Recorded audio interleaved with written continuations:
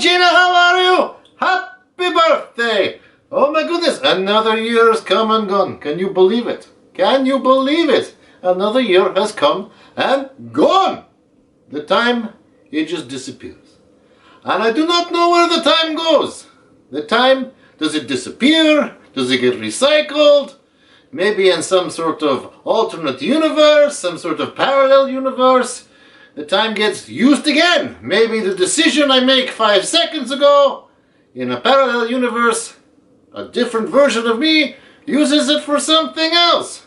It boggles the mind. These are the sorts of things I wonder about sometimes when I'm sitting by myself with nothing to do. I just wonder, imagine maybe when I was a kid, I made a decision.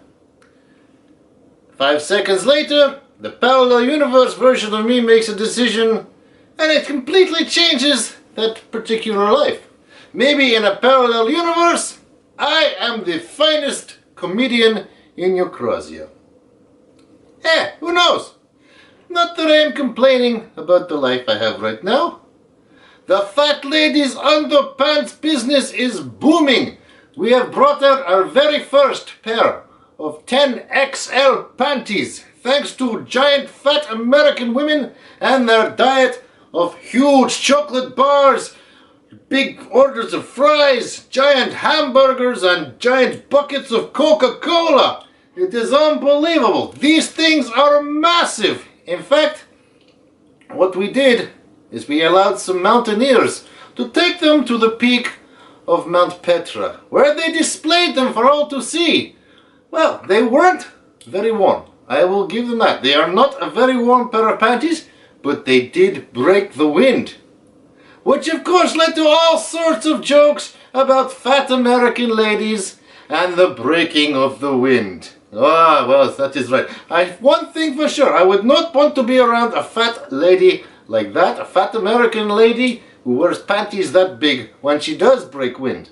My goodness, by the time they fart, it gets through the layers of fat, it will be so compressed and so combustible and so volatile that by the time it gets out, it would explode and blow anything away in its path. Anyway, as you can see, I am here on your couch with your puppies. This is Carlson, right? This is Carlson. How are you? Oh, he's a very good boy. He's a very good boy. He's the older one. Yes. And this here, I guess, would be Bobby. And he's very calm and very quiet. Anyway, I am here. I thought maybe you would be here. I had heard that you have got a wrist injury and you could not drive. So I thought I'd pop in and say hello and give you a pre-happy birthday. But you are not here. I guess you are driving. And I don't know where the F-Wolf is. He is not here either. Maybe he is out buying you silly little birthday presents like cheap candy or something like that. Who knows?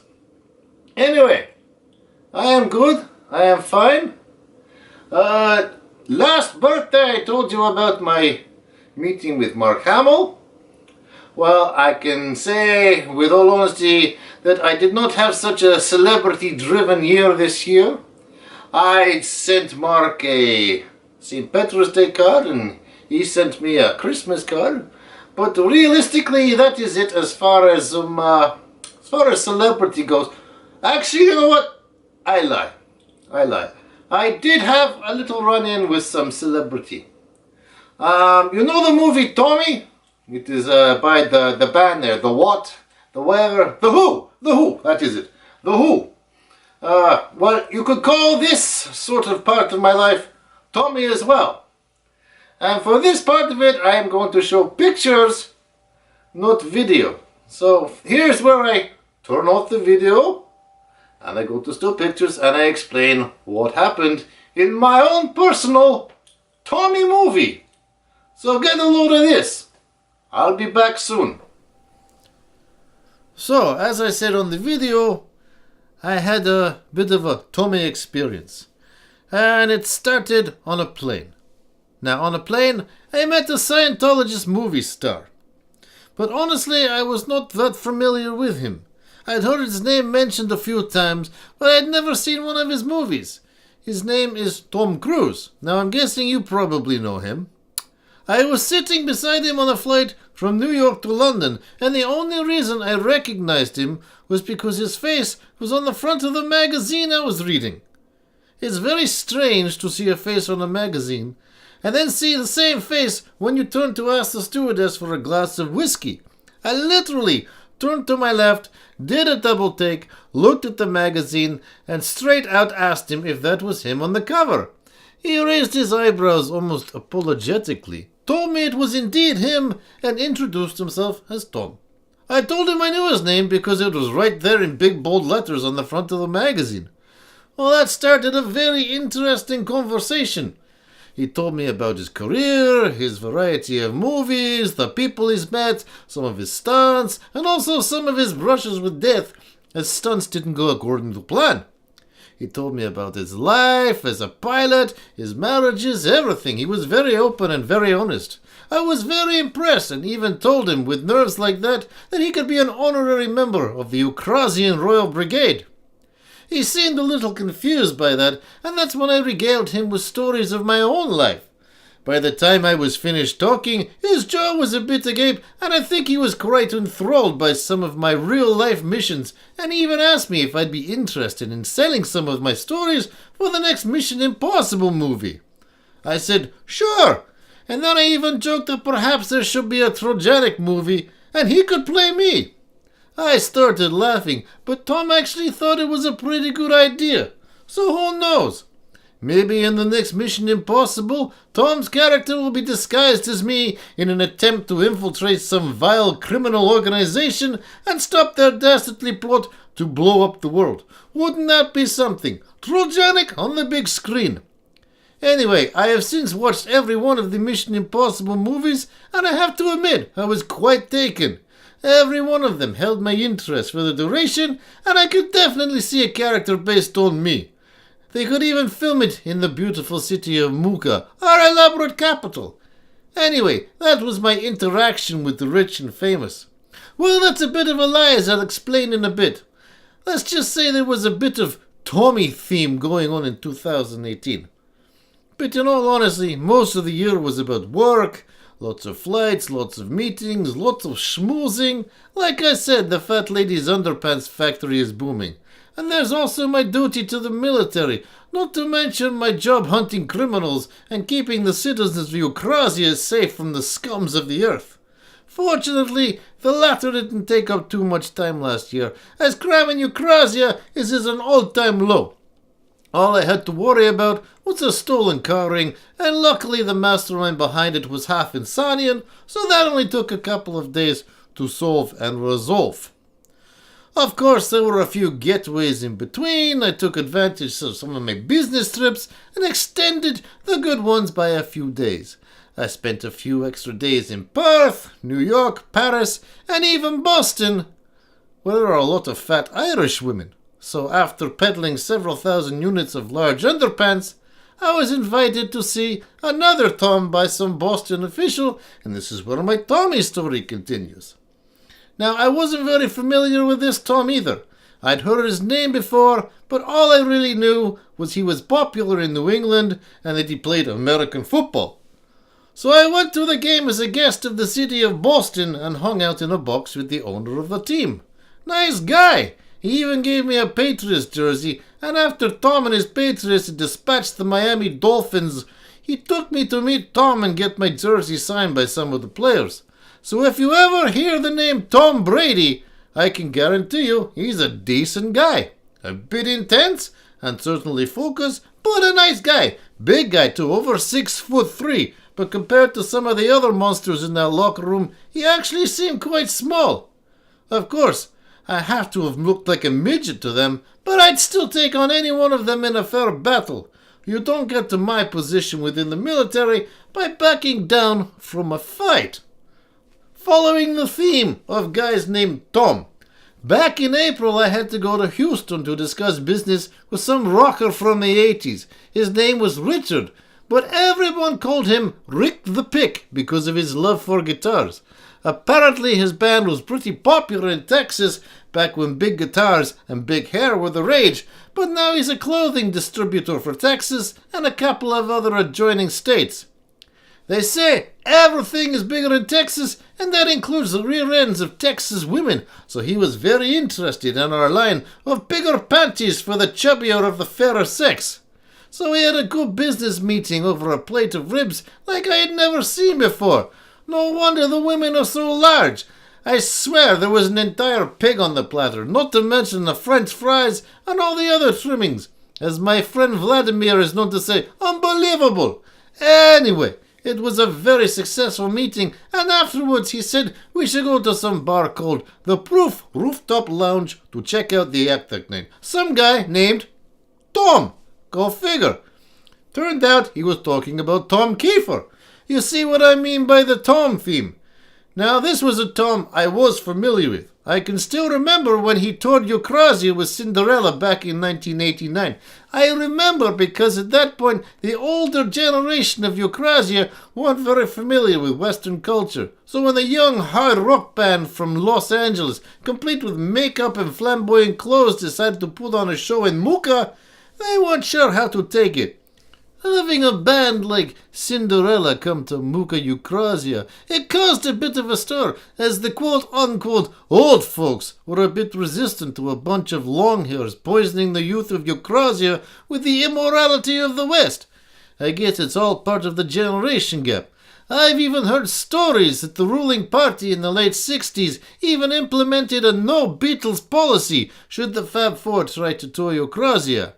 Anyway, the younger generation, which included me at the time, were more than happy to expand our horizons and invite something different into our lives, and Cinderella fit that bill perfectly. We had already been listening to music from England and the US, but to have an act come and play in our city was something pretty special. So as I watched Tom play with his new band at this smaller venue, I was not only impressed, but also transported back to a different time, where change and cultural revolution were going head to head with the stoic resistance to anything that could possibly pollute the future of Eucrasian culture. In the end, there was no threat. As a youth of Eucrasia, I've always been taught how important it is to maintain the traditions and the moral code that has supported Eucrasia for all of these centuries. Of course, these days there's the threat of political correctness infecting our youth, but luckily government policy in this country has instructed all teachers and parents that anybody showing any signs of being easily offended by reality, comedy, or historical events are to be sent to desensitization classes, whereby they'll learn how to think critically and understand that there are many shades of black and white. Failing that, they will be sent to Insania, where they'll live out their lives as complete idiots. But I must digress here and go back to Houston, where I really enjoyed Tom's performance, which included tracks from Cinderella, plus other originals and covers including Beatles and Stones songs. I'm pretty sure you would have enjoyed it, and that's why I've included Tom's latest studio effort for you. Anyway, after the show, Rick the Pick invited me backstage, as he knew all of the staff there and had in fact met Tom on a few occasions. So there I was, reliving my youth and talking to a man who played a significant role in the expansion of the Eucrasian counterculture. Of course, he had no idea of its influence, and was so humble that he seemed embarrassed when I told him about it. Eventually, he became comfortable with my praise and indeed seemed to embrace the idea that he had somehow forged positive change in what was already a good situation. And the more he talked about it, the more he remembered that gig and how good he felt that night as the young people of Eucrasia accepted him and his band. It was a great conversation, and I almost forgot I was a guest of Rick's because I seemed to monopolize most of the conversation, talking about everything from rock and roll to contemporary society and where he fits in. We seemed to really hit it off, and he even let me play his white Les Paul. It was an all-round great day, and when I shook Tom's hand at the end of the evening and told him what a pleasure it had been meeting him, I had this amazing transcendental vibe that only comes along when one of your personal planets are all aligned.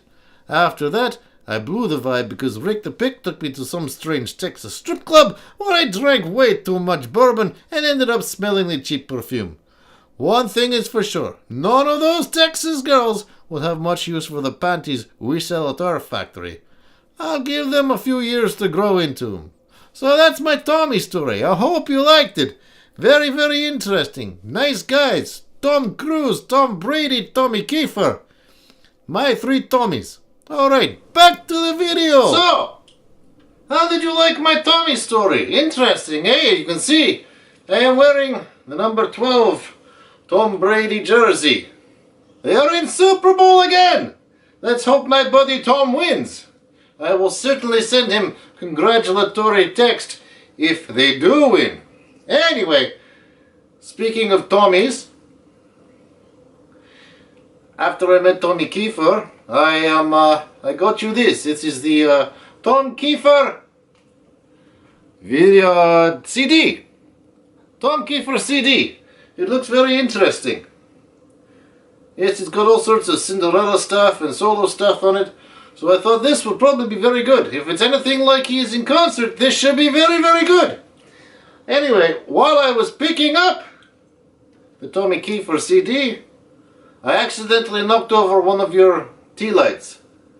And I do apologize sincerely. I don't know if they're expensive, if they are made of pure diamonds or what, but I knocked it over and I actually vacuumed up all the glass. I found your vacuum. I could not find a dustpan and brush, so I do not know where you keep that. It was not around. So anyway, I cleaned it all up, so it is all good and clear. No doggies stepping on glass. Also, for your birthday, you will notice I have got you a keg gift certificate. Now I noticed that you still have $100 in a gift frame. A gift frame in a picture frame. It was supposed to be used for going out for dinner. So this time I got you something that you can't sit and leave in a frame. This time you have to use it. You have to go out for dinner to the keg. Either that or you give it to a homeless person and they can go to the keg. Either way, this can only be used at the keg. I've heard it's very good there. Lots of steak. I'm not sure if it's Ukrainian steak, but regardless, I've heard the very good things about this. So I hope you enjoy your meal at the keg. Otherwise, I hope you enjoy putting it in a frame and leaving it there to look at for years and years and years. So, anyway, what is left? Oh yes, it is right. It's his birthday, right? That's his birthday. So, we have here a guitar. And what do we do with guitars? We sing happy birthday. So we go, happy birthday to you, happy birthday to you, happy birthday dear Gina, happy birthday to you. Which is the wrong song. You know that, I know that. So let's go with happy birthday to you. May all your wishes come true. Happy birthday to you. Salutations and celebrations and birthday greetings to you. Happy birthday to you.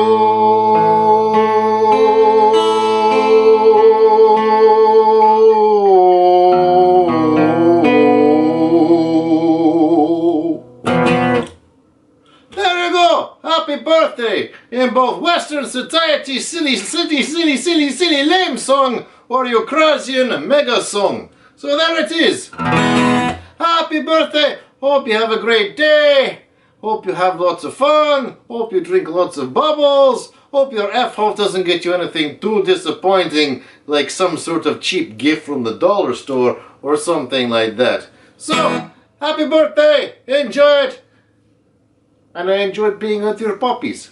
Hey, little Carlson, you're a good boy. Oh yes, he likes his Ukrainian cuddles. Yes, he does. Anyway, so, have a good one. And happy birthday to you.